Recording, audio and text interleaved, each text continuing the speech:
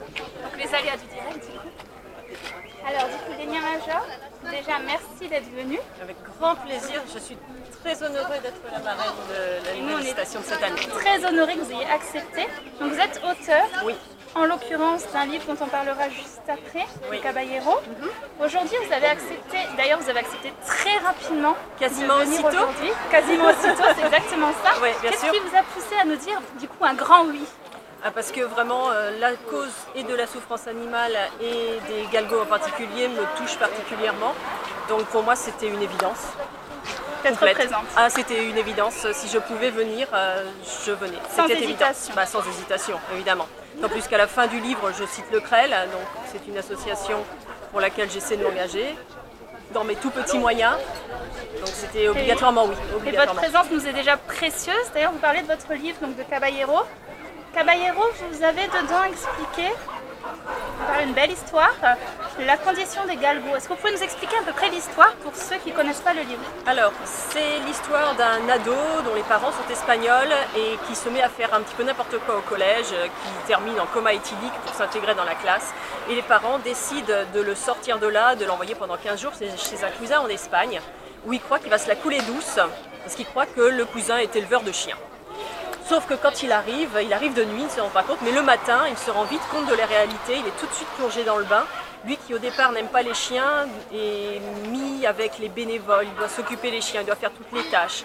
Et il se révèle par là, lui qui était perdu, il se rend compte qu'en aidant les autres, en aidant les galgos, en aidant les bénévoles, en étant lui-même, il peut s'accomplir. Donc c'est à la fois pour dénoncer le mal-être ou aider le mal-être des ados et dénoncer la condition des galgos. Et dire que voilà, quand deux mal-être se rencontrent, eh ben, ça peut exploser et devenir du bien-être. Et ça, c'est une histoire, c'est une formidable histoire, mais qui est aussi la réalité. Cette réalité, vous en avez eu connaissance comment? Comment ça vous est venu à l'esprit d'écrire là-dessus? Ça fait une dizaine d'années que je pense que je suis tombée sur un reportage dans un média internet sur ce que faisait subir aux galgos et ça m'a profondément choquée. Mais je ne savais pas, j'étais déjà auteur jeunesse à l'époque, mais je ne savais pas comment parler aux ados de cette histoire. Je voulais vraiment les sensibiliser, mais je ne savais pas comment faire une histoire pour que eux ça les touche et qu'ils aient aussi envie de lutter contre la souffrance animale, peut-être envie de s'engager et au moins réfléchir. Et ça m'a pris plusieurs années pour justement réussir à comprendre qu'il faudrait parler d'eux et des galgos en même temps. Tout à fait. Et là, aujourd'hui, pour le CREL, pour les lévriers, pour cette manifestation pour laquelle vous participez aujourd'hui, une belle action avec votre maison d'édition a été mise en place. Est-ce que vous pouvez en parler?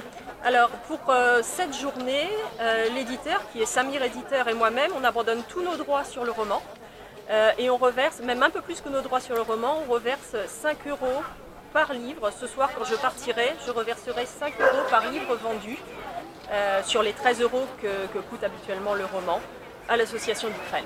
Et ça, c'était également quelque chose que j'ai voulu faire tout de suite quand on m'a proposé d'être marraine de la manifestation, de pouvoir à nouveau m'engager. L'éditeur m'a suivi et c'est super de sa part parce qu'il y a très peu d'éditeurs qui feraient ça.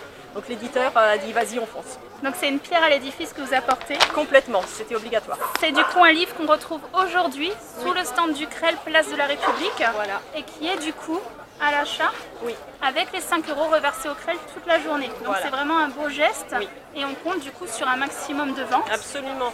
Et d'ailleurs vous le dédicacez Je le dédicace. d'une jolie façon dont on ne dira pas plus.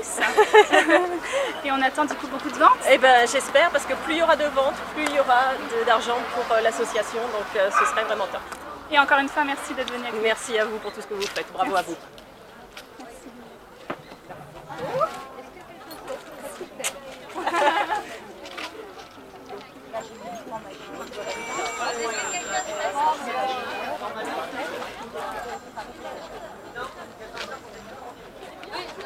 Il y a pareil, on va y aller.